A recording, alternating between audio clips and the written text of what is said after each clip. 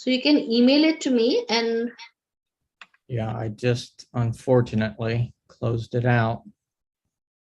Okay,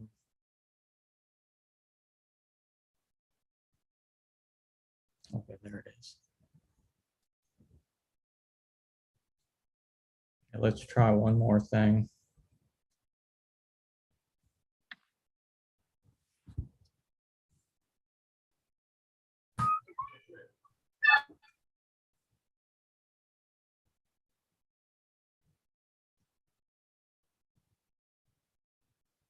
Okay, I'll try from a different screen.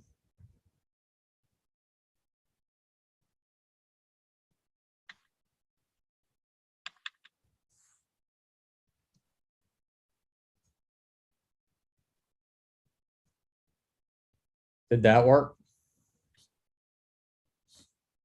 I mean, I can see your screen, but I don't see any presentation open.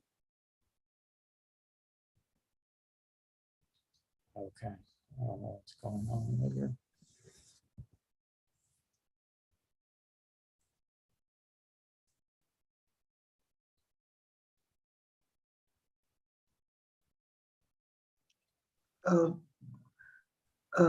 David, at Yes. the bottom of that, so can you bring the presentation again, please? Hi, good evening, good morning. Yeah, you're on. So if you can, yeah, so. Do you see my screen there? Yes, Yeah. yes. Now it's fine. You just have to go to full screen. At the bottom, Yeah. yeah, if you just press this full screen. Yeah.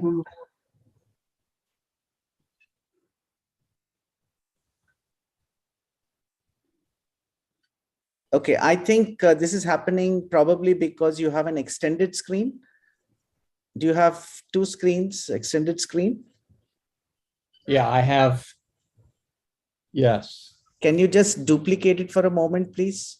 You can just use, I think. I don't know what duplicate it means. Sorry. Just a moment. Let's run you through it. You have two screens with extensions on them, right? Yeah, I could unplug my extension screens and just work off my laptop. Just give me a minute. I'll just tell you how to do that. Yes, if you can unplug, that might also work. It will automatically go to duplicate. Yeah, well, so is that what you want me to do? Yeah, otherwise, do you have it's an Apple, right? You'll have to probably go to settings, display. Okay, I just unplugged it. Yeah, let's try it again, please. You can just open the PPT and then just press full screen. Share the PPT, please. Your PPT should be open on the screen, and then you do share. Yeah. And yeah, now you can just use the full screen view, go to view. Yeah, that's what I was doing before. No, yeah, let's try it now.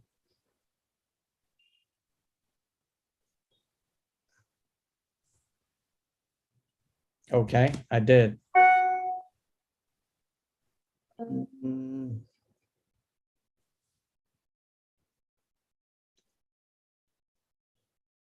I think something is amiss.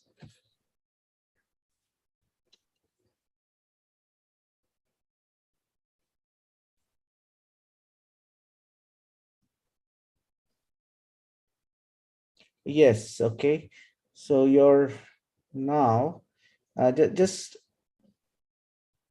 there's an option. Use slideshow on the top, on the right, on the left. Go to the top left. Yeah. Mm-hmm. Yes.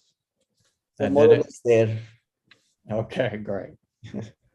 A little bit of your menu is still showing up at the bottom, but that's okay.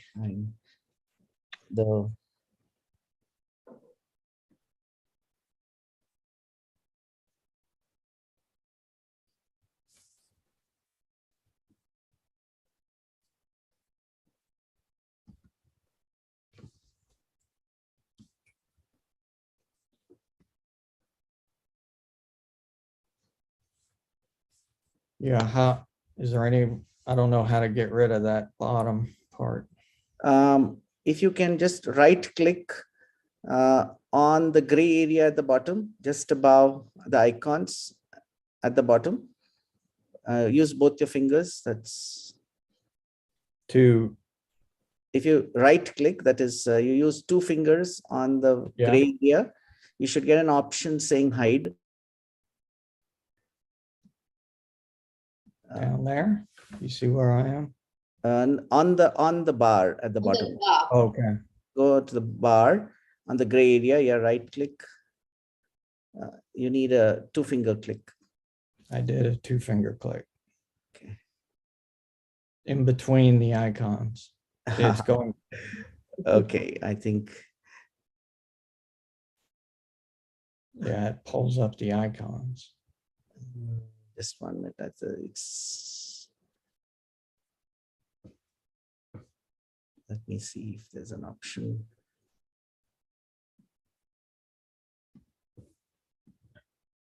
Okay.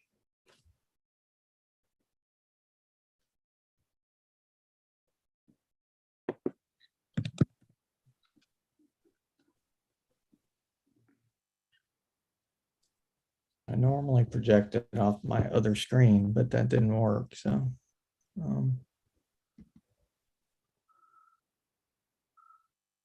I think this is okay. Just yeah, I doubt that bottom will hide anything. yeah, let's leave it. It's okay. All right then. And stay with it for now. Okay. David, can you unshare this? I'll just then start off with my presentation, and then And I'll be briefly introducing Venture Center and TechX, and then Dr. Nikhil will be talking about Emory India, and then we can have you back on. So I'll just share screens. Will And you, Pinky, just allow a couple of minutes here. All right. Okay. You go ahead. You Oh, can share your screen. Wait, I'm confused. So I just took off the share screen. Yeah, what Pinky is saying is that she will quickly just introduce the Yep. organizers, and then after that, she will leave the floor to you. Okay. David? Okay. Yeah. Sure. And Pinky, Dr. Premnath and Pinky, the question and answers would be at the end of David's talk, right? Yeah. Yes. Okay. Okay. We'll allow people to type in the questions in between. Okay. Great. Thank you. Thank you so much. So I think we can wait for another 2 minutes, and I think we can start. Yes. Great. Okay. But then again, when you say go to me, then at that point I share my screen again. Yeah. Okay. And Pinky, you will be introducing David as well, right? Yes. Okay.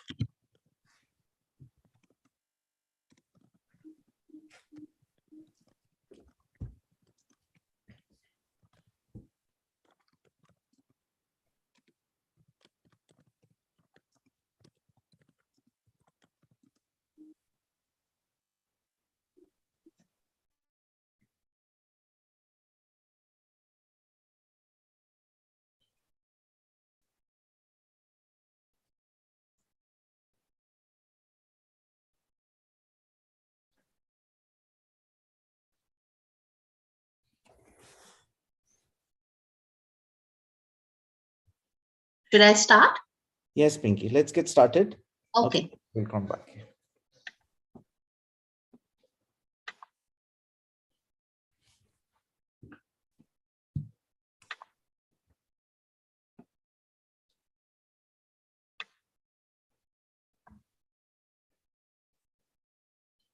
I'll just share screens.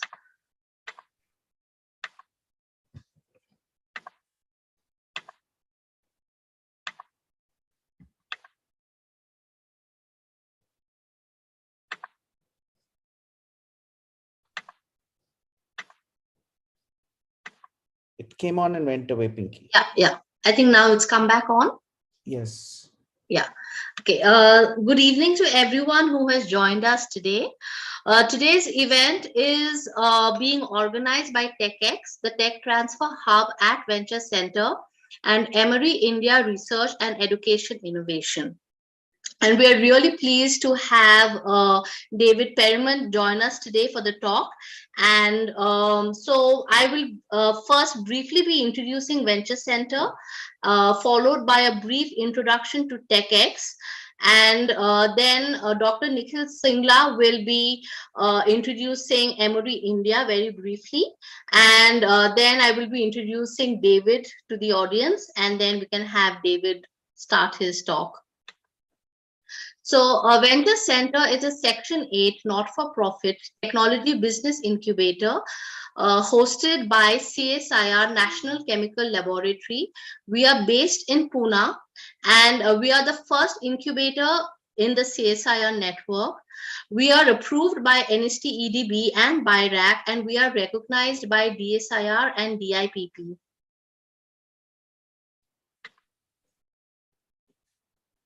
So we offer a range of services to help businesses get started. We focus on early stage enterprises, and we offer them services such as advisory and mentoring services. We host a variety of funding options for startups.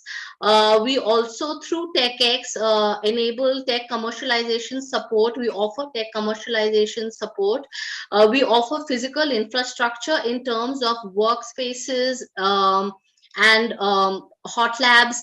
We offer a range of scientific and prototyping facilities and very high-end advanced scientific facilities, which is open access and is available for anyone, startups, researchers, industry. We also host more than 200 events a year, and they are fantastic peer-to-peer networking opportunities for our startups and for our extended networks. We also host 9 unique resource centers, which help our startups benefit in different areas such as regulatory, in terms of biopharma analysis, whether they need a prototyping assistance, or tech commercialization, or even IP support. We, in terms of our impact, we recently completed 15 years. We celebrated our 15th incorporation day on 10th January 2022, and we are very proud to say that in our 15-year journey, we have supported over 600 entrepreneurs. We have helped create 10 spin-off companies from publicly funded the National Chemical Laboratory. We have over 200 plus mentors in our community who are very highly engaged with our startups. And like I said, we are our focus is early stage startups. So a good percent of our startups are at the concept POC or prototyping stage.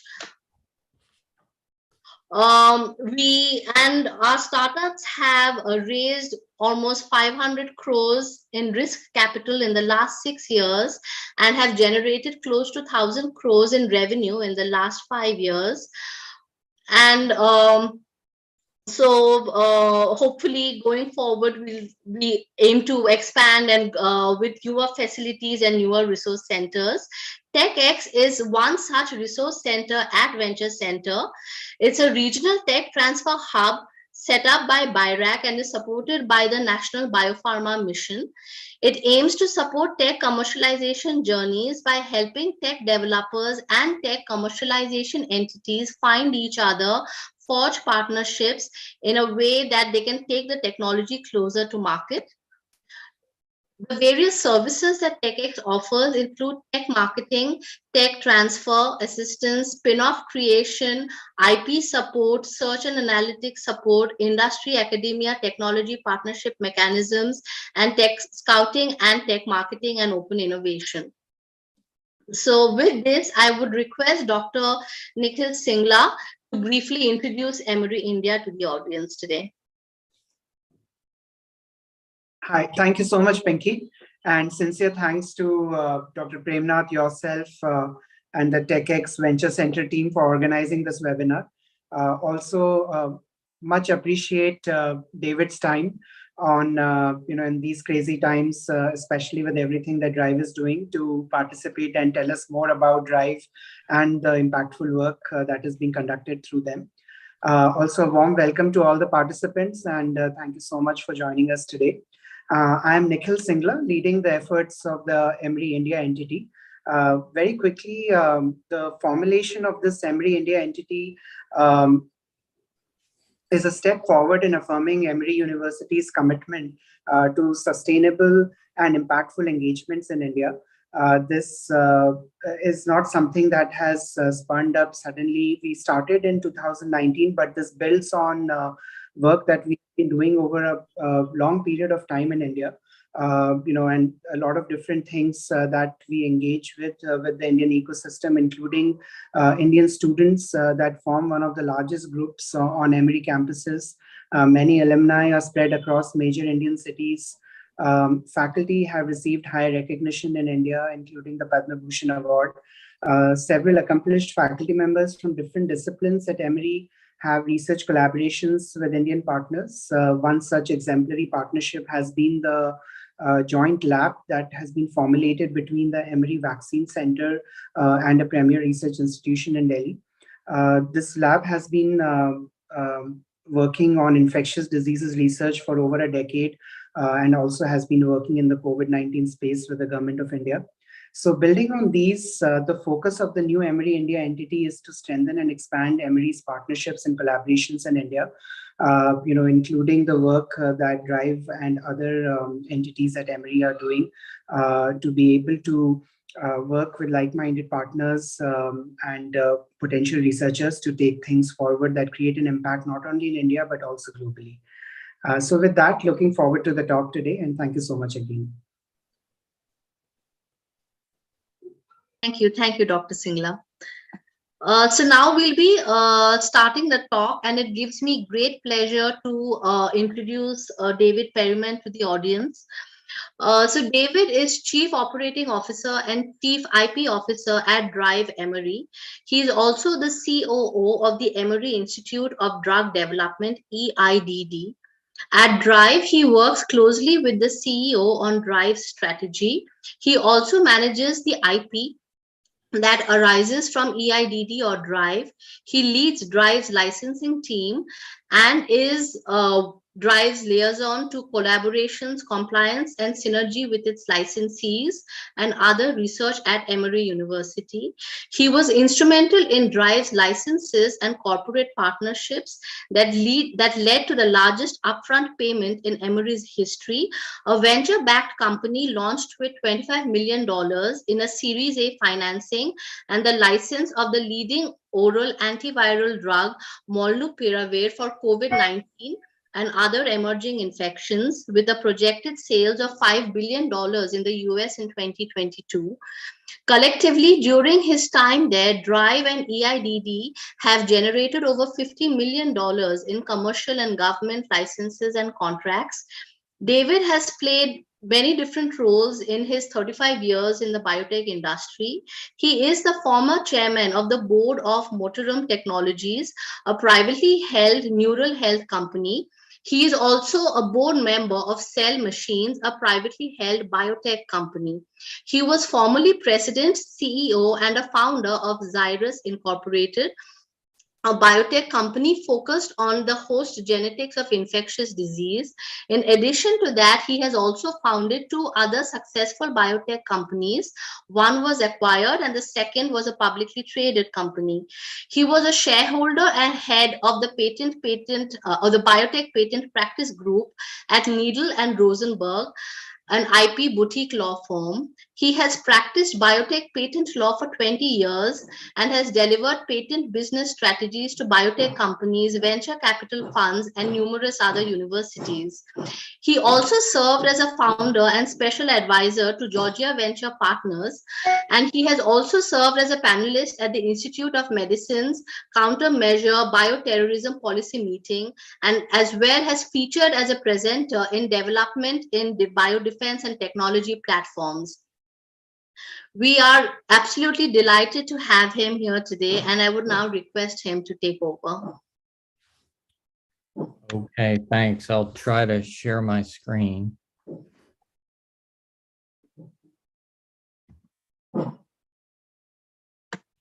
And share.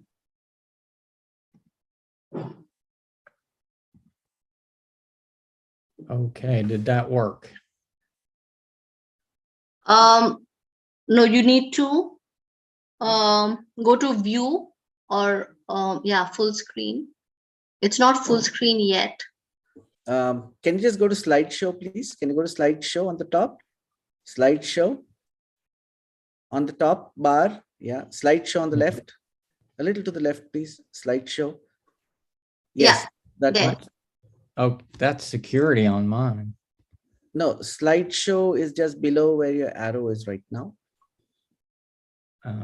Yeah. It's blocked by. Oh, I think there's a slight difference between what you're seeing and what we are seeing. Okay, yeah, I maybe we can just use that. Yeah, that should be good. Yeah, good. It's great. Okay, Worked. fantastic. Yeah. There's always that bit of stress at the beginning with Zoom. So, well, thank you for that great introduction, Nikhil and Pinky, and this opportunity kind of gave me exposure to the Venture Center in Emory, India. So I was able to look around some, and it's an extremely impressive group and, you know, overall effort that you've got there. And so from my perspective, I know how hard those things are to do and put together and stay focused and address all the needs. So you're doing, looks to me, a fantastic job, and I'm much appreciated in general. And it's an honor to be, you know, presenting with you all. Okay, so my goal is to tell you about an interesting model. It's what we've put together. It's called Drug Innovation Ventures at Emory, and it's a novel model to discover and develop antiviral drugs.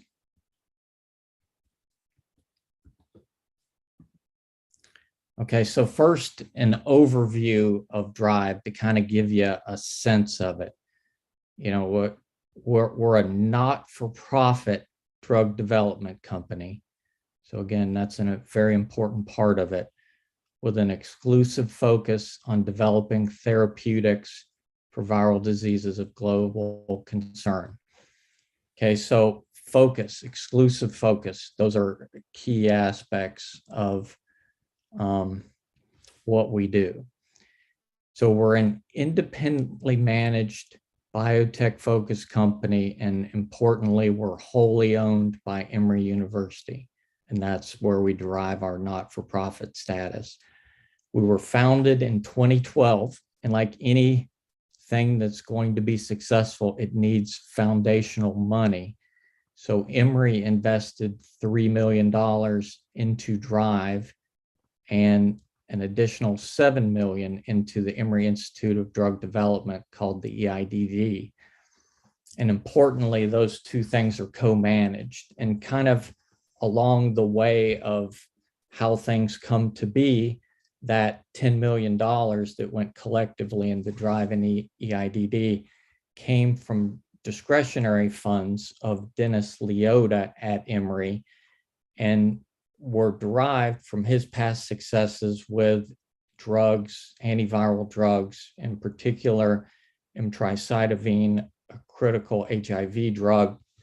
So it's a way to have a success and continue to play it forward from Emory's perspective to keep taking risks and hopefully discovering additional drugs. So as I mentioned, Drive importantly co-manages the EIDD, kind of like a scientific arm in the management of a biotech company in this drug development enterprise.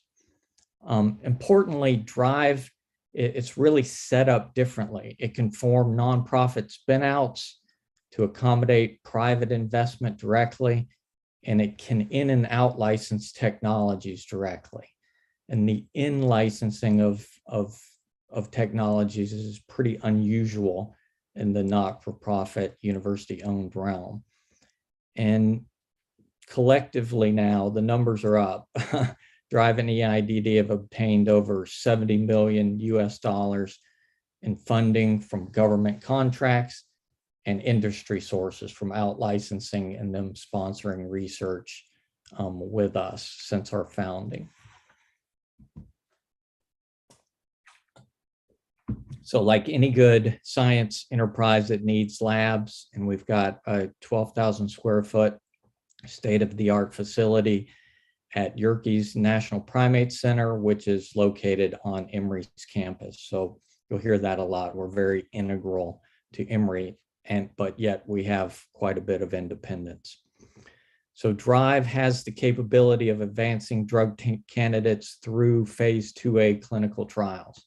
That's going to depend on the value inflection points, the points we can get to get the right corporate partners to get drugs all the way to the goal line so that they can help people. But we do have extensive capabilities in development, again, distinct from most not-for-profit university-based enterprises. And importantly, we're managed by highly experienced drug developers and combine that, sort of industry perspective and IP perspective from the industry with ready access to the intellectual and physical assets of a major research university. And as we just kind of touched on, and I'll elaborate a good bit on this, but Drive directed the discovery and development of what was our lab designation, EIDD 2801, that became molnupiravir, which is now authorized as an oral antiviral pill for COVID.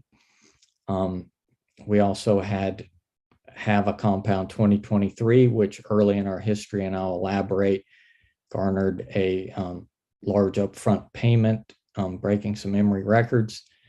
And we've now licensed some antiviral compounds to 2 early stage companies that are backed by 175 million primarily to develop those compounds.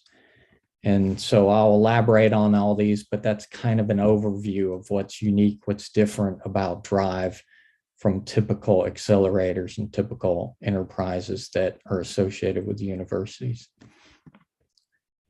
Okay, so how did Drive come to be? Well, back in 2012, there were a lot of changes. These are still in place, right? Changes in the pharma industry. We call them mega trends forcing change.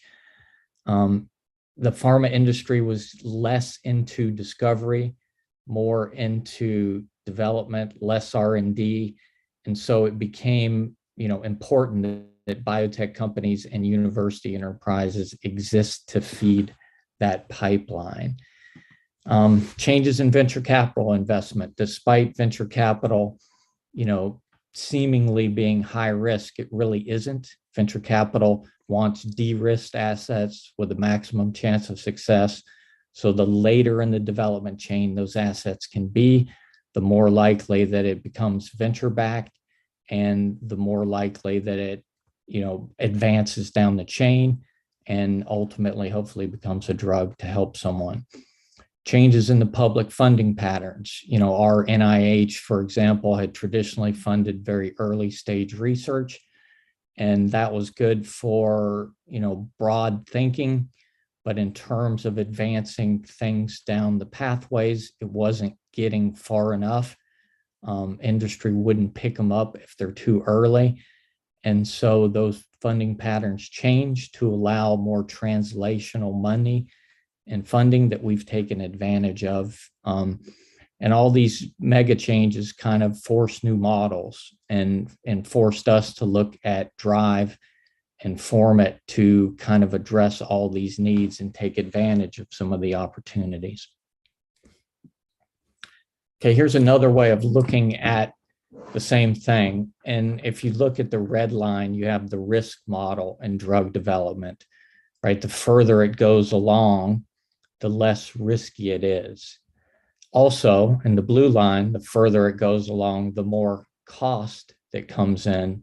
And associated with that, kind of in jumps and fits, is the value inflection, which is indicated by the green line. But you can see then, I don't know if you can see my arrow, but kind of a sweet spot of development and return where things get picked up, but you maximize the value. And maximizing the value was important to us because we're a freestanding entity.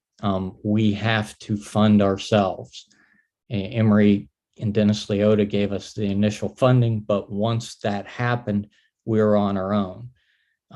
Like a biotech company in some respects, but unlike a biotech company, we can't turn around and sell stock in order to raise money for our promising drugs. So we need to get to a point where we can reach this value inflection point to fund our ongoing operations and the next drugs. And so you can see across the bottom, universities and biotech companies kind of had a traditional symbiotic relationship, and then through to large pharma as the drug develops, and drive kind of bridged the gap between the universities and biotech companies. It was set up to do that. And if it translated to a biotech company, it was much later in development. And so it was de-risked, and the chances of it getting licensed through and ultimately ending up in a drug were significantly increased.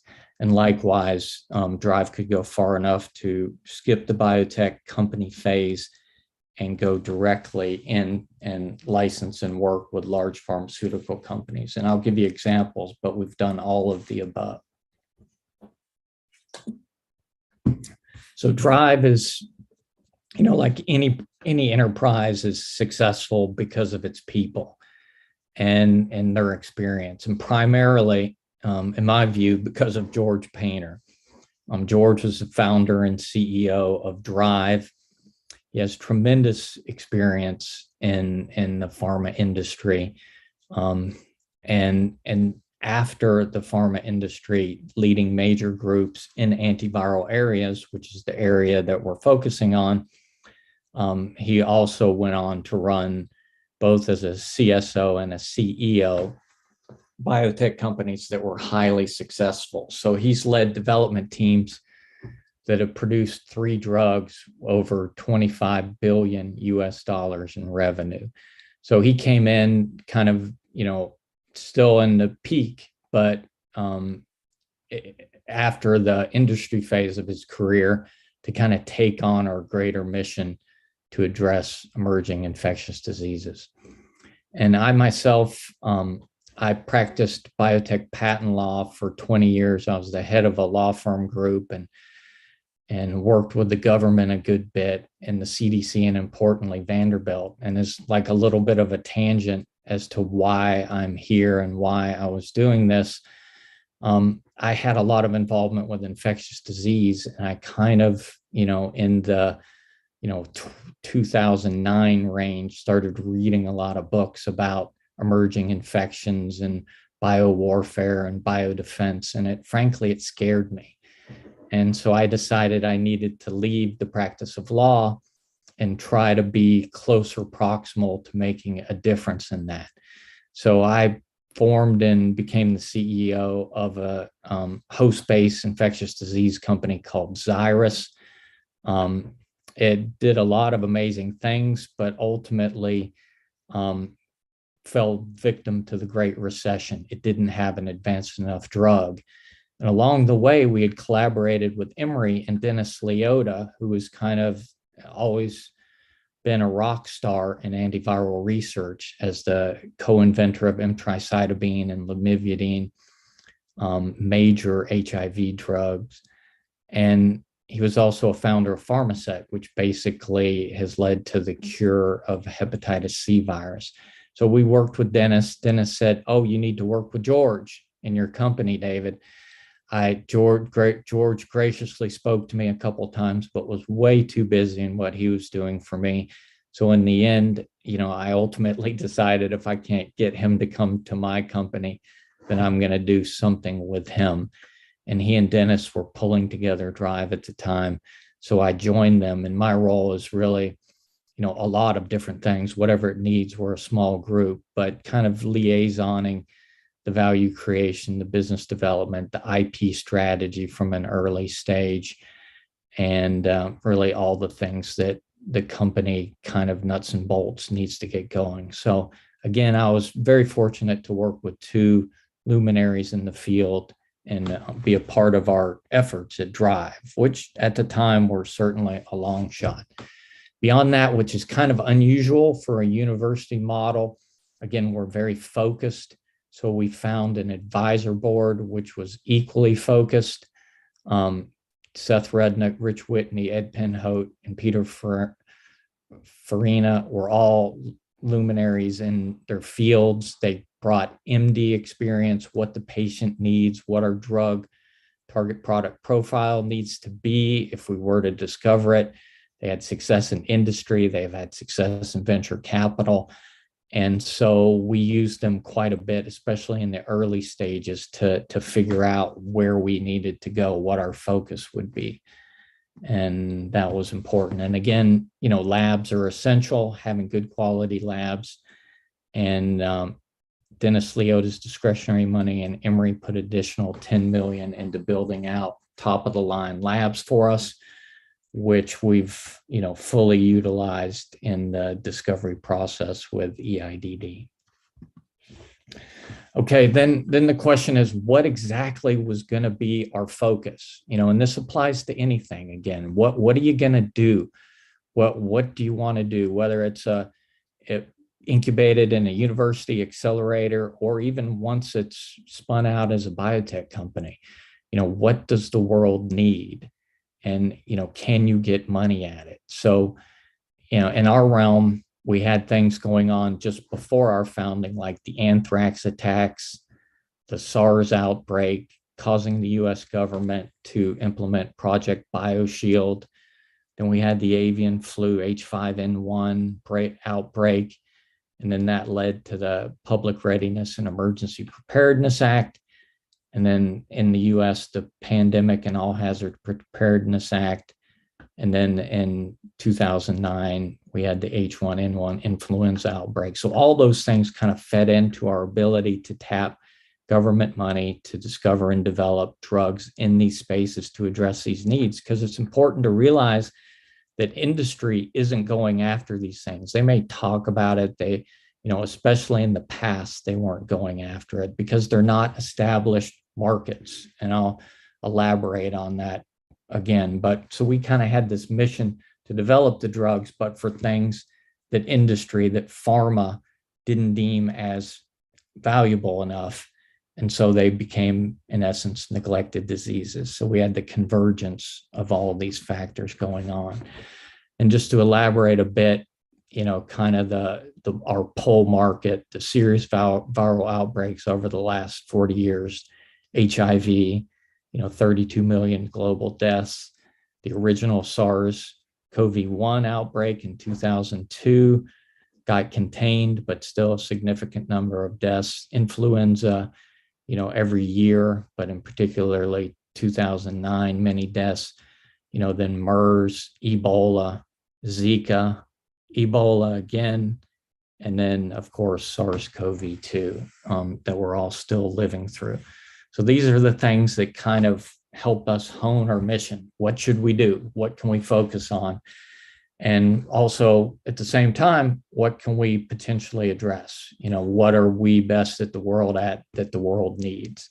So that's kind of the background that went into the focus of Drive. So we in infectious disease, we further focused on RNA viruses because they were responsible for 80% of the viral disease burden worldwide and major contributors to the pool of emerging and re-emerging infectious disease. Now, keep in mind, this is back in 2012, 2013, that we were doing this, way ahead of the world recognizing in a big way through SARS-CoV-2 needs such as this.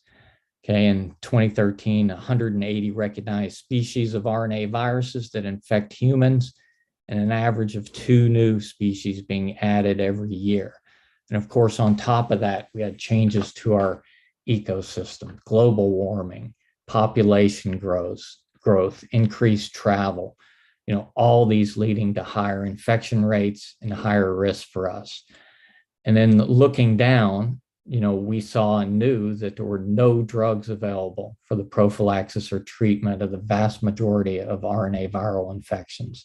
So positive and negative strands, including flaviviridae, tongaviridae, coronas, picornaviridae, paramyxo, orthomyxo, filamyxo, and arena. And if you look at those lists, you see a lot of really nasty viruses, a lot of things that can kill us, and a lot of things that can cause us a lot of morbidity. And so these became our focus, right? The things we were going after, the things industry wouldn't address, but we could hopefully address as a not-for-profit. Okay, so just, excuse me, a little background on another focus within our focus on RNA viruses was nucleoside analogs, a particular type of drug that continues to be central to the development of new antivirals. This is where the expertise lied in drive on the science side. And so I think a lot of people know a virus is an obligate intracellular parasite that can only replicate by hijacking our cell machinery, the human cell machinery in us or in animals and other mammals. And so they use these virally encoded polymerases in order to replicate their genomes. And these are, important because you can target them and it's distinguishable from the host. It's distinguishable from humans. So you can target them and also minimize the risk that you're going to cause an unintended toxic effect in humans. So they act as competitive alternative substrates and disrupt the ability of the virus to replicate itself. In general, it was the target that we wanted to go after because there's a high barrier of resistance to it. It's very hard for the virus to become resistant to nucleoside analogs. It can be done. Viruses, they're sneaky, nasty things, but it's much harder than, say, protease inhibitors and other targets for viruses in general for resistance. So that was very attractive to us. The toxicity profiles potentially, the harm side of a drug were well understood with this class of drugs, and our science team knew a lot about that. So you could screen in such a way to prevent or minimize this potential toxic effect. And importantly, for what we were trying to do, the viral polymerases, turns out they're the most conserved of the RNA virus encoded proteins. So why is that important? Well, potentially a single drug affecting this target can affect many different viruses. In other words, it can be a potential broad spectrum drug. And that was important to us as we were evolving both our business model and our ability to help the world. So then beyond that, there's a well-orchestrated map for the development of small molecule drug candidates. I won't elaborate much on it, but you have the hit phase, you're finding something that has some activity, a validated hit, you're starting to do more biology and chemistry around it, becomes an early lead, things are looking good, to late lead, to a preclinical candidate, which is very advanced, and then ultimately a clinical candidate. So all this is very symphonic in how, these things evolve. And these are very worked out pathways. And again, our team had particular experience in how to do this. So all those factors came together, in our mission, our humanitarian mission to discover and develop therapeutic agents for the treatment of these reemerging viral diseases and biodefense. So we are 4 examples of compounds, the discovery of 2801, which I've described, molnupiravir, now authorized oral antiviral for COVID. And importantly, when I was talking about the viral polymerase and how it's shared with different viruses, how it's not very evolved, this drug also has good promise because it's active against influenza, Ebola, alpha viruses, including VIV, which was weaponized during the Cold War. We're starting, unfortunately, to worry about such things again. And as well as initially for SARS and MERS, and then eventually SARS-CoV-2 as it emerged. We have another compound, EIDD 2749, which is also broad spectrum, active against COVID as well, arenaviruses, unlike molnupiravir. It's active against Lassa fever, Hunan. These are nasty pathogens that are really harmful and have a high mortality rate.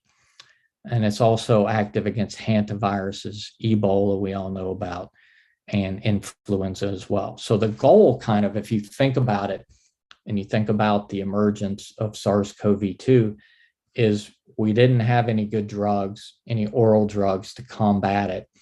The vaccines, even with the exceptional development that we had with vaccines, you're still looking at a year. And so there's nothing on the shelf. It's very hard to have anything on the shelf that anticipates what's going to emerge from nature, what's going to escape from a lab potentially, and what a bad person might unleash upon us. And so these broad spectrum antivirals, though, you can see from their different perspective or scope and broad spectrum, that they can potentially sit on the shelf now, molnupiravir, for example. So if something emerges that we haven't seen before, and it's in the families that we have activity against, we can immediately pull it out. We already know its safety profile. It's already been authorized in emergency settings, and see if it works. Likewise with our 2749, if that also works, but it has a different spectrum, we potentially can then expand and have 2 or 3 or 4 of these drugs on the shelf to prevent the catastrophe that we saw in SARS-CoV-2 and COVID, and save those lives proactively. So that's our mission, that's our goal. And those are 2 examples of things that we pulled. Another example is EIDD 2173, which we licensed to an exciting early stage company called Anios. They were able to raise $173 million in a Series B primarily to develop that drug for HPV and a potential hope for cure in that realm. So very exciting, and to be a part of that and to help facilitate that. We have another drug, EIDD 2023, that's our code name. It's licensed recently to a really interesting, exciting company called Altessa, and they're looking for treatments in the areas of enteroviruses, including human rhinovirus and D68 and A71. And so those can treat various conditions. You don't typically think of rhinovirus as problematic because it doesn't cause bad disease, but it does in some cases, and it certainly can exacerbate conditions like COPD. And so that's kind of an array of the things that have come out of our focus. And as has been mentioned, we've been lucky enough to pull together a lot of contract funding and industry support to kind of double down, to go back and try and discover additional new drugs. So we're a not-for-profit. So the vast majority of our money feeds back into trying to find things that can ultimately be translated into drugs and help people. Okay, so just, an example, and again, I pull this out as, why one wants to move fast. Whether you're in a company, a university, or in a transitional thing like Drive, moving fast means everything. Because I've been in plenty of companies and boards, and great drugs have existed. But in the meantime, a competitive drug comes along and it takes over, and then it becomes a non-viable option. So instead of having two drugs, you only have a later one. It's hard to find funding. So moving fast, although it's uncomfortable sometimes and has its own risk, is important. So in our first asset, right after we were formed, we synthesized some ribonucleotide analogs in June 2013, and we immediately went into in vitro efficacy and toxicity profiles, and patents were filed in 2013 September.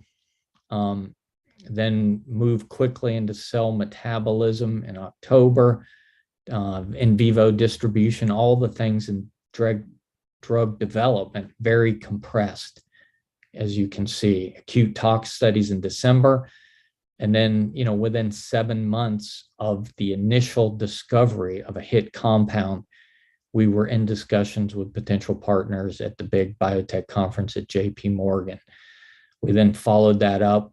There was significant interest there, but we kept going. We didn't wait on our potential partners. 7-day dose ranging talks in February, leading to it then a successful out license in September 2014, a little over a year from discovery. And this is what we referred to as receiving an upfront payment on that compound, which was 5 times the largest in the Emory history, discovered and developed in a little over a year. And the industry standard, we estimate probably about 5 years and $10 to $20 million of investment. So we were way under that in terms of what we were able to accomplish just from our backgrounds, our experience, and in essence, the need for speed. Okay, another example that we've talked about is molnupiravir, right? This was an important public-private enterprise. And in 2013, we started receiving funding from both Defense Threat Reduction Agency in the United States, as well as NIAID. And they funded various aspects of the discovery development phase, and even had us funding through potentially to clinical testing for influenza. And then in March 2020, the pandemic was starting to rage, and we didn't have funding for clinical development of coronaviruses, certainly not for SARS-CoV-2, because it just was coming on the scene. So we quickly pivoted because we could, and we knew we needed to move as quick as possible to address this, what evolved into a world catastrophe. And that required us to license the compound earlier than we typically would have to Ridgeback, a biotech company out of Florida, out of Miami. They had the resources and funding. We filed an IND in April, and Ridgeback then took over and paid for and funded the phase 1 development. They then won success of those trials, moving fast, lining things up. It was just craziness to try and even get CROs, right? Everybody was in lockdown. How do you get this work done? And then in May, was able to attract in Merck to synergize the relationships. They entered into a co-development plan where they were both funding and leading the development of molnupiravir, which then ultimately led in very relatively short order to approval conditional approval in Great Britain as the first COVID pill approved, anywhere in the world, I believe, and then ultimately in December getting emergency use authorization in the United States. Sorry. Did you lose the slides there? Yes, yes, we lost the slides. If you can please go back to the slides. Yeah. Some reason it. Yeah, if you can go full screen here, you should be okay. At the bottom of the, no, the icon at the bottom on the right. Yeah, please try that. Yes, Okay. okay.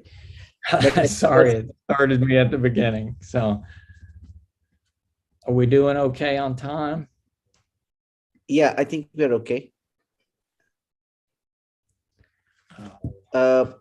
Is Yeah, that's the wrong deck. wrong deck. Yeah, sorry. Okay.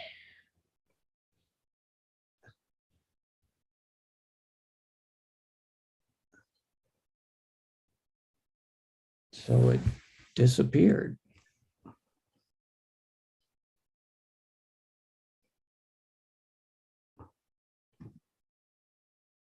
Okay, there it is. Yeah. Okay, Yeah. good. Okay, sorry about that. Wake everybody up there. So people ask me how this felt, with the emergence of COVID, knowing we had something that could potentially address it. And it reminded me of something in my history. When my daughter graduated from high school, I had promised her an adventure trip. And so we did a self-guided trip into the wilds of Alaska in the United States. And as we were kayaking down this river, there was this giant brown bear fishing for salmon. And because of the rapids, he couldn't hear me coming. And I knew that was going to be trouble when he saw me potentially. And then he eventually saw me and I had my camera ready. I don't know why I was even thinking of taking a picture, but then the bear mock charged me. And this is the photo that I took, but it was the very similar feeling of something risky, something coming at us. And it scared me. And so the need, just like this, to move as fast as you can became essential. Okay, so as I mentioned, the emergency use authorization is granted for molnupiravir. It's indicated for the treatment of mild and moderate COVID-19, so early in infection, people that have been diagnosed with at least one risk factor for developing severe illness. And again, it's as in any antiviral, early in infection, in this case, within 5 days of infection, but always the sooner the better, you would obtain and administer the compound. And set forth here are some of the other criteria in it. Okay, so then, one more point on molnupiravir is global access. And this was very important to us, right? We're a not-for-profit and we're owned by Emory, and it's very important to Emory. And it's been a priority since we started our mission, but also particularly in molnupiravir. So we were very proud to work with and be a part of Merck and Ridgeback's commitment to providing timely access to molnupiravir globally through their comprehensive supply and access approach. So, they invested in at-risk production in order to have millions of courses of therapy prior to authorization available. They've entered into tiered pricing models based on government's ability to pay, supply agreements with governments, allocating 3 million courses to UNICEF and ACT Accelerator Therapeutics Partnership, and by granting voluntary licenses, again, distinct from the vaccines, to generic manufacturers, including many in India, and to the medicines patent pool to make generic molnupiravir available to many low-income and middle-income countries. And under the MPP license, Merck, Ridgeback, and Emory all waived royalties during the public health emergency. So this was, we're proud of this, and this was always something that we wanted to accomplish. And again, different than the course, it can always be better, but different than the course that vaccines have gone. So a couple final slides. What are the lessons learned from DRIVE and the development of molnupiravir? Well, we picked a good area to go into, right? Pandemics, emerging infections continue to occur. They will continue to occur. They can devastate the global economies, and they can cause serious harm to people. So picking a spot that the world needs was a good thing for us. Focusing within that on RNA viruses as the likely contributors to that, again, was the right move, and as it turned out with SARS-CoV-2, and in general, these as major contributors and future major contributors. So innovative concepts, we set out why DRIVE was formed, and, taking advantage of the market to be able to succeed in a nonprofit setting, again, where you can't sell stock, unlike a company, to raise money for promising drugs, liquidating assets, moving them along so that you can fund future drugs, but also, the drugs ultimately get optimally developed for helping people. So again, we're a wholly owned subsidiary of Emory, which has its potential challenges, but also great synergy in terms of addressing these viruses of global concern. And I think, as exemplified by some of our discoveries, and particularly by molnupiravir, we have a viable model for discovery and accelerated development of therapeutic agents for our area. And we remain currently focused on that area. Although once you've had success, there's the potential to expand, but you've got to have focused entities, in our view, within whatever you expand to. So our overarching goal, as I said earlier, to have multiple broad spectrum antivirals to potentially anticipate what will emerge. We have one positive case and then one in the works in that regard. So what are the lessons learned? For things like DRIVE, or things you might form, or even accelerators that by necessity are usually less focused, but try to, within things, pick missions and indications that the world really needs, that you believe your team can be best in the world at, and stay focused. So in a university setting, there's great temptations to go broader. There's always exciting science. There's always people that need help, but we didn't have that much money. We needed to stay focused and within the expertise of our team. The team that's, can accomplish your mission is key. They have to have the right kind of experiences that you need to get down the path. And again, make your model work for your business needs. We needed to liquidate assets early to fund ourselves because we are not for profit and we can't sell stock. We needed to tap in and synergize with our government and government funding to accomplish what they needed. And since we discovered broad spectrum antivirals, we potentially had things that were also interesting in the commercial world, even though we were also addressing neglected diseases. So again, that allows you to understand the pull market, where your money's going to come from, where your support's going to come from, and make certain that your mission is parallel with the overall mission if you're in a university setting, because their basic science and discovery, intellectual pursuit is different than a focused entity, and they can work hand in glove. They can work very well together, but it takes some understanding of both sides of perspective. We've had multiple global alliances, form them when appropriate, and take advantage of all that's out there to help your chance of success. And the old saying, opportunity favors the prepared. we were there. We had focused on broad spectrum. We knew we had coronavirus activity when SARS emerged. So we were in the right area. We were prepared, and we were able to quickly move down the development path, synergize with industry. But, much like I would relate it to a relay race in track and field. We had done the longer leg of the relay race, but then we handed it off to capable people and helped support them in the sprint phases to get to an ultimate drug.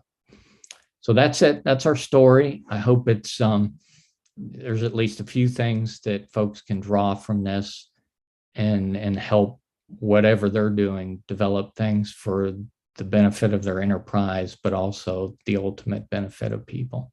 Thank you. Thank you very much, David. I think, first of all, let me congratulate you and your team. I think what you have done for Molnupiravir is fantastic. But of course, just in a few weeks back, we heard just last week, we heard a talk from Ashley Stevens from Boston, ex-Boston University. And he had put out a list of the many drugs which have been US FDA approved. After NIH and I think the whole University of California family of universities, I think the next comes Emory, right? It's fantastic to see what Emory has been able to achieve. And I think EIDD and DRIVE have a large role to play probably in those numbers, right? So is this something which is focused, Emory's contributions, are they focused a lot on antivirals, or are there other drugs also which the university is looking at and where DRIVE is also contributing in some ways? Or is the university looking at DRIVE as a similar model like DRIVE for other drugs as well? No, that's an excellent, insightful question. We're going through that. I must have said 20 times during this talk how focus was key to our success, and how you have the temptation, because there's great science there. Emory's independently developing other great drugs and discovering other great drugs, and many have led to successes. And so we are, because of this success, we are, entertaining how we expand this model to focus on areas outside of viral disease and viral infections. We'll probably keep the linear focus within DRIVE, but some expansion models that kind of use the same keys to success, bringing in the right people, empowering them, synergizing the assets of the university, and hopefully using some of the things that we've created to fund those enterprises. And it's kind of a tricky dance, but that's going on right now at Emory. And so there's a lot of hope for the future, and to use our successes to expand what Emory's done. And again, as you point out, Emory had substantial successes before us that helped fund us, sort of in a play it forward kind of view. And so we're feeling that need. We want to stay good at what we do, but we also want to expand, because there's a lot of other super important diseases that we need to address. I think I jumped into questions very quickly. Pinky wanted to take a picture as well. Can I request everybody to switch on their videos? Pinky, would you allow that? And yeah, I have David, allowed. if you can, for a moment, just unshare your screen, please. Oh, if I can unshare? Yes, please. Okay. Just the slides.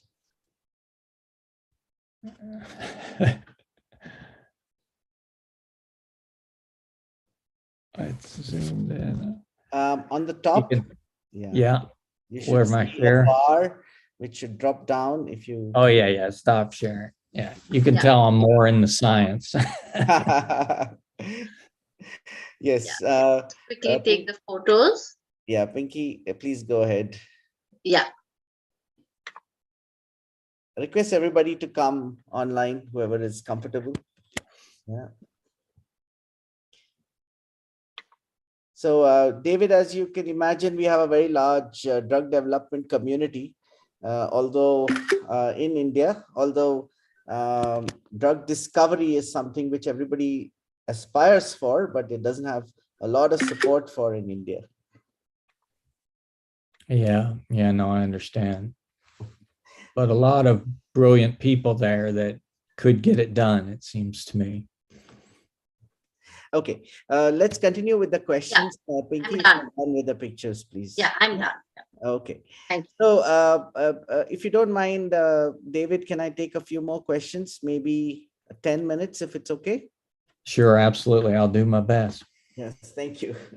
So there are also some questions which have come up on the chat box, but I'll read them. I'll just weave them into the discussion.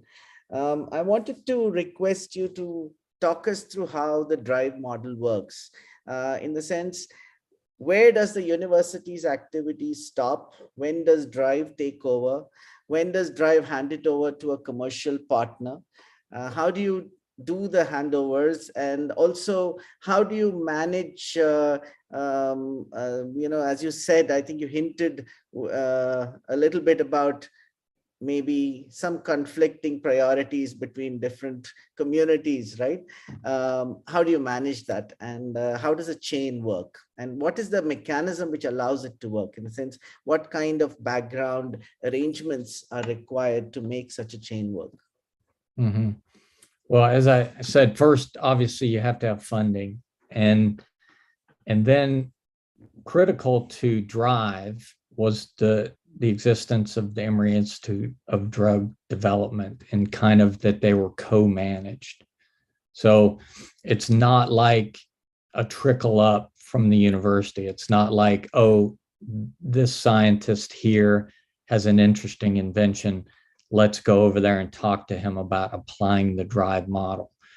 EIDD was in essence the discovery engine that worked in association with drive as the management. And we looked at what the world needs, what kind of drugs are needed, what can be funded, and then collectively use those two to obtain funding. And then we had industry people that knew the drug profile, the target product profiles that were needed to be successful. We looked for those out of the discovery, did the early development work that would tell us whether it had a chance, and then continued to fund that development, both internally within EIDD, but also outsourcing as needed to CROs. We work closely with NIAID, the National Institute for Allergy and Infectious Disease. They have a screening program, which was very important to us. Collaborated with the government. We've collaborated with the CDC. We've collaborated with North Carolina, University of North Carolina, University of Vanderbilt, great scientists at Georgia State. So we're doing all those collaborations together. And in terms of how far we advance it, so as we keep advancing the molecule, there's different people that we can then bring in to look at it, to look at their assays, and confirm what we originally found. And in terms of at what point do we liaison that to industry, to a for-profit, the answer is it depends. It depends on the drug. It depends on what else we can do. It depends if there's a pandemic outbreak making us want to move faster, or if we have the funding to develop it further, because I showed that slide of the value inflection points. And, if you go early, you're not hitting the value that allows you to fund your other, not-for-profit discovery efforts. If you go too late, then it's too capital intensive for you to survive. And so you're based on where you are in your particular curve, you may license earlier or later. You may license and let it go, or you may stay involved in some type of collaboration with who you license. And we've done all those models. We've developed it far enough to license directly to industry. We've licensed to biotech companies that quickly transition to big pharma. And we've taken things deeper into development, as we're doing now with one of our unlicensed assets. We collaborate with companies to bring in additional capital. All those things come to bear in terms of how fast, how far you go, and what is ultimately the maximal chance of success, right? Of translating it to help people. That's what we're trying to do. At the same time, generate enough income revenue so that we can survive and make the next drug and the next drug and the next drug. And in terms of the conflict, it really, within the university, I don't want to say that it's just different ways of thinking about it. It's not really a conflict. It's just that, the discovery phase is different than the development phase. And a lot of things reward discovery in universities and not so much development.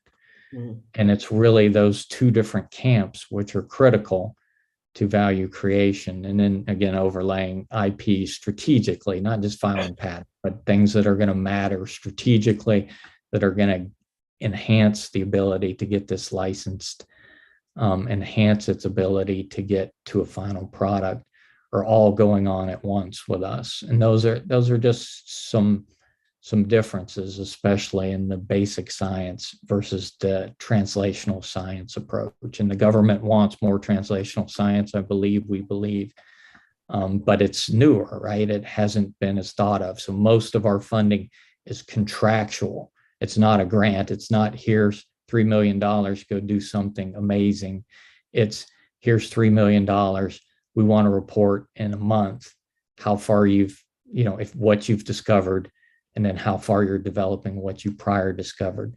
And if you don't hit your milestones, your funding ends, just like a company, right? So it's a very different type of funding. It makes you very responsible. It's also a lot of oversight and takes a lot of time, but it's a good synergy. The public-private partnership, the government to us, to industry, can work. And it has worked. And I think it'll continue to work and get better. Mm-hmm. So the university research, which leads to, say, an invention, is it owned via, is it sort of assigned to Drive, or is it something which is retained by the university and Drive is allowed to advance it further? Also, are there situations where Drive funds work in the university? Yes. So yes to the latter. And Drive is on the one hand directing the science, where it needs to go, but in conjunction with the science at the EIDD. Mm-hmm. But the discoveries are at the EIDD at Emory, and then they're licensed to Drive early on. And so then it's up to Drive to then develop those, to reach the goals. And, people talk a lot about the valley of death, right? And sort of in what we do, right? That initial discovery is not enough. And so we license early and try to bridge that valley of death with both expertise as well as capital. Mm-hmm.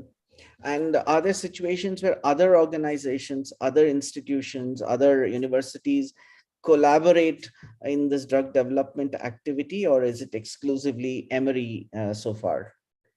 No, I think there's plenty of others, certainly that talk about development, and I'm sure, doing some significant development, but not a lot. It's more, it's oftentimes is people, scientists that are university trained that don't really know development, but other places are doing it. But to my knowledge, not in the focused way that we're doing it. right? It's more general. Okay, we have an accelerator. We're going to bring some people into pharma. Whatever comes through the university that's interesting, we're going to help develop that to a value inflection point. The expertise is sometimes the need is very specific and the expertise is broad. And so that can be a problem in development. It can work out great. But in our case, we wanted it focused, and we had people in development that were very focused on what we were discovering as well. And we found that to be critical to us and a critical differentiator in a lot of places are doing. And I'm sure there's shades of gray and all of that. But that's kind of how I would separate those. Yeah. When you look at drug development itself and drug discovery and development, the odds that people talk about is 10,000 to 1, right? 10,000 candidates and one finally hitting the market. Also, the numbers that people talk of is always in billions. And in all this environment, we have chosen first to work with drug discovery and development, plus you've chosen to work with antivirals, and plus you've chosen to be a not-for-profit, right? That sounds like pushing yourself into a dark corner. Can you walk us through, why you chose that, and what is there a bright side to it which you are missing? And of course, there is a bright side. You have succeeded in bringing molecules like molnupiravir to market. So, is this a model which others should be exploring, or it is something which is a unique case, which will be hard to replicate? It's another really good question. I think, it always starts with the people, with their passions and their expertise. And we did sort of go into a tough corner, but we went into that corner with people that had past success doing exactly what we wanted to do. Right. And the greatest, we all know the greatest indicator of the future is the past. And it's the same thing that venture capitalists invest in. They may think an idea is moderate, but a great team, and they'll invest in it versus a great idea with a moderate team. Mm-hmm. And so we had that difference, and we had the focus, right? So I came in from a company that was focused, running a company that was focused on host-based antivirals. So antivirals, like hydroxychloroquine, that was discovered, it targets a host protein and has some antiviral effect. And we were discovering all the human genes essential for viral replication, and then looking for drugs that then inhibited those. So I came in and I was still very excited about that. And it turns out it's been an exciting area. That was bleeding edge back then. But even when I came in with that, I'm looking at this, and I'm looking at Dennis Leota and George Painter and the entire EIDD team, and they were best in the world at nucleoside analog antivirals. Mm-hmm. So no to the stuff that I was interested in, because the focus around what they were already great at and what the world needed, and had a past success record as the type of drug. It wasn't a new target. And it wasn't exciting to a lot of people when we were starting out, because, oh yeah, people have done those kind of drugs, but it increased our chance of success substantially. And so I would say that if groups can form those sorts of teams, they can fund them, and they can manage to keep themselves focused on what they know best, what they've already succeeded at, they have a good chance of success, because a lot of people care about not-for-profits, and we can go after things that are, sort of marginal commercial that people won't go after and that the world really needs. Mm-hmm. And do you have a advantage compared to, say, large companies in terms of the way you operate, the nimbleness or the cost structures, all of that, compared to, say, a large company in the same phase of development?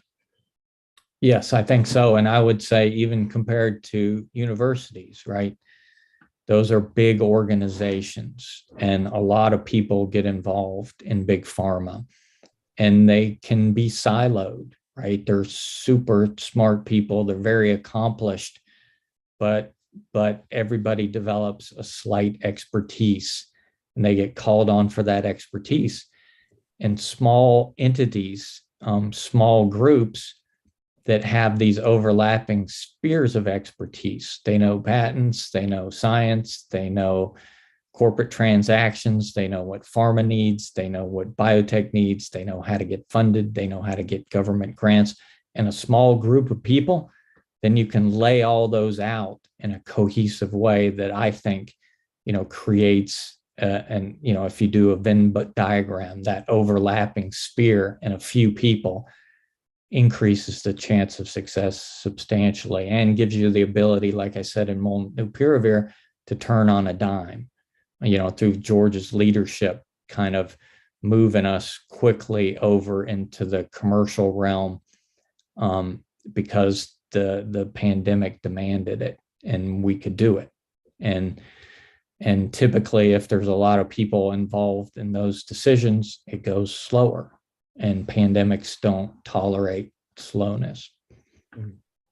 I think I'll come to the last question, which I wanted to ask you, which is relating to your efforts to bring molnupiravir through MPP, through the United Nations Medicines Patent Pool.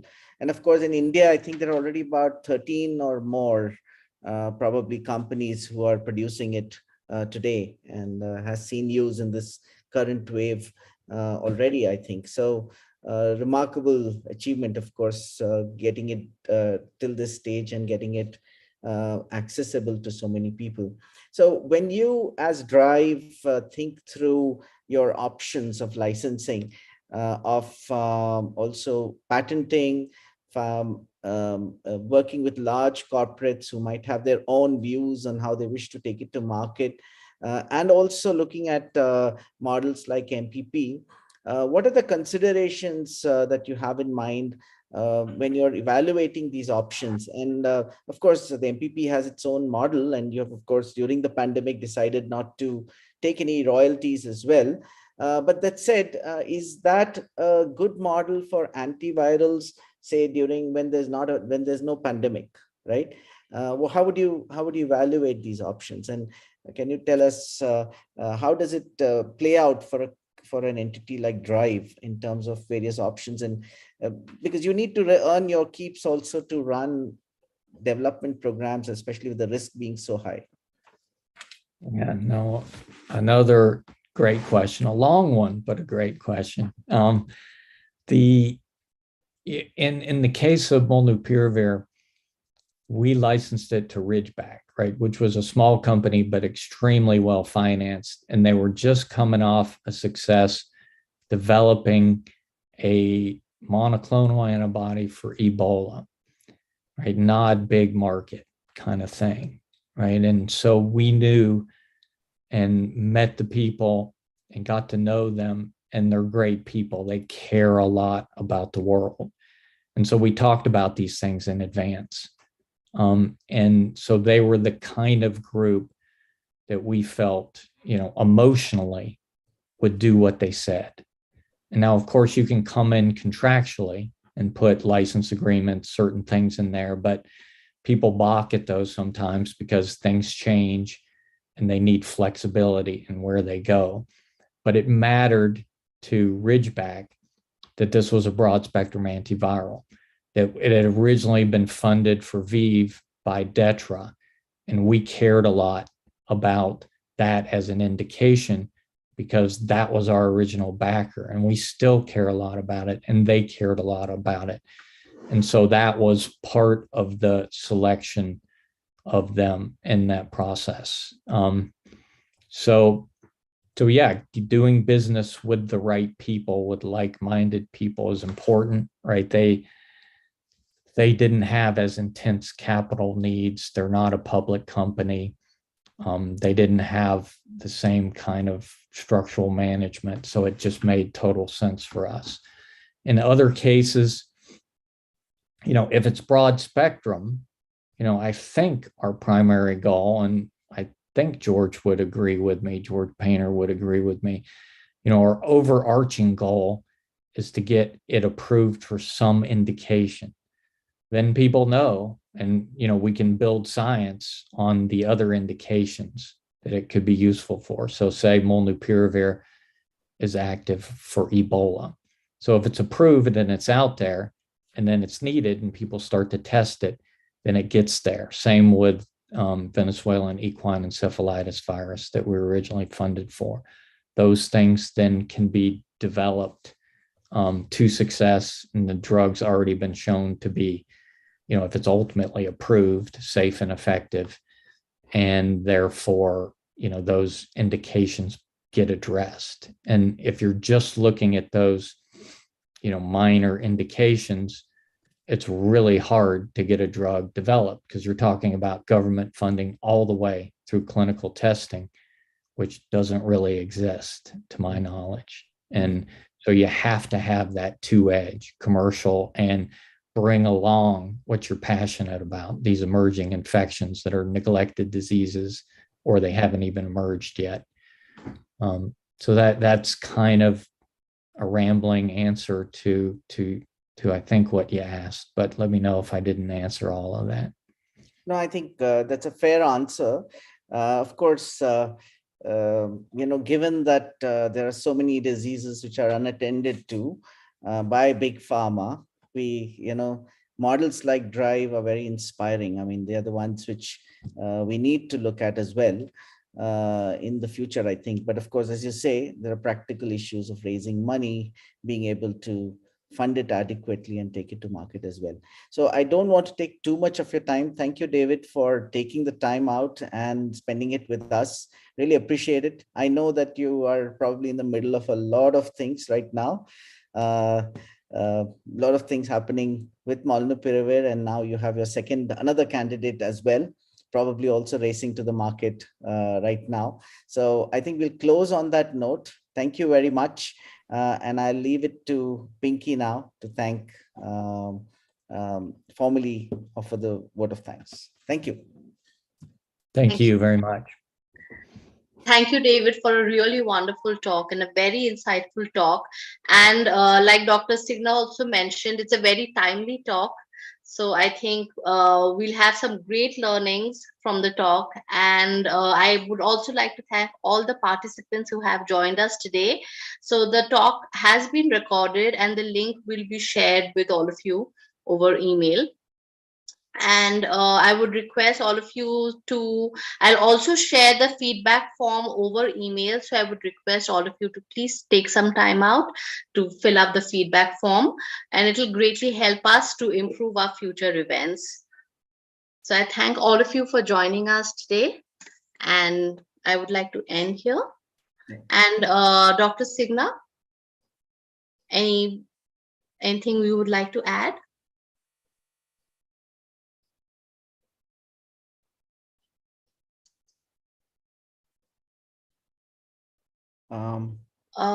Nikhil, is he here? Yeah, I think he's on mute. Yeah. Sorry, no, I was on mute. So thank you for unmuting me. No, thank you so much again. My sincere thanks, Dr. Premnath, for leading these interesting series of questions as well with David. And of course, David, thank you again for providing this insight into the work and taking out time from your busy schedule. So thank you so much again, and thank you, Pinky, and the team for bringing this together. And thanks to all the participants again. Thank you. Thank you. Thanks a lot. Thank you. Yeah, and thanks for organizing, and keep up the great work. Appreciate y'all. Thank you, David. Thanks. Thank you. Bye.